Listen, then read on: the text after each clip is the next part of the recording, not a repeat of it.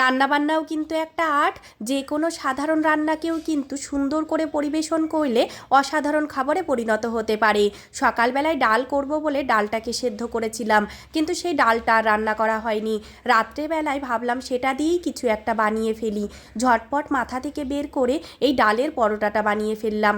তোমরা অনেকেই জানতে চেয়েছিলে ডালের পরোটাটা কিভাবে বানালাম, সেই জন্যই তোমাদের সঙ্গে রেসিপিটা নিয়ে হাজির হলাম। প্রথমে পরিমাণ মতো চিনি, লবণ আর তেল দিয়ে ময়াম দিয়ে আটাটাকে উষ্ণ গরম জলে আমি সুন্দর করে মেখে ঢাকা চাপা দিয়ে রেখেছিলাম।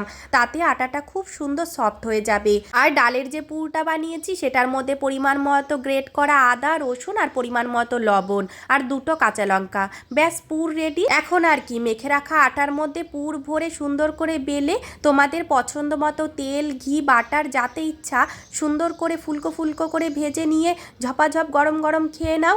কেমন লাগলো জানিও কিন্তু।